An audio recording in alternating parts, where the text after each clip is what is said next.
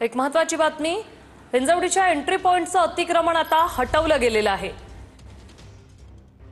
हिंजवडीच्या entry पॉइंटचं अतिक्रमण हटवण्याची मागणी करण्यात आली होती, मात्र आता हे अतिक्रमण हटवलं गेलेलं आहे। हे दृश्य आपण पाहतोय, हिंजवडीच्या एंट्री पॉइंटवर जे अतिक्रमण होतं ते आता हटवलं गेलेलं आहे।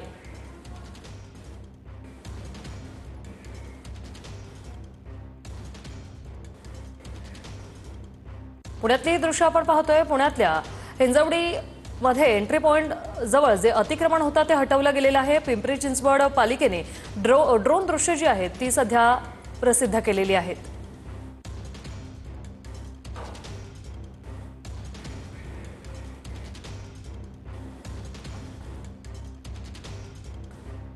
अजित पवारांकडून काही दिवसांपूर्वी या परिसराची पाहणी करण्यात आली होती। एक्सक्लुझिव्ह दृश्य आपण पाहतोय। ही पुण्यातली ही दृश्य आहेत। हिंजवडीच्या एंट्री पॉइंटचं अतिक्रमण हटवलं गेलेलं आहे। अजित पवार यांनी स्वतः या ठिकाणी येऊन पाहणी करत संपूर्ण माहिती जाणून घेतली होती।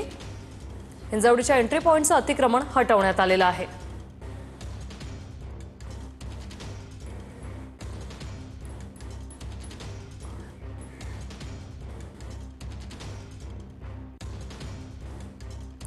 आयटी अभियंत्यांनी मुख्यमंत्री देवेंद्र फडणवीस आणि उपमुख्यमंत्री अजित पवारांकडे या संदर्भात तक्रार केली होती आणि त्यानंतर प्रशासन खडबडून जागं झाले।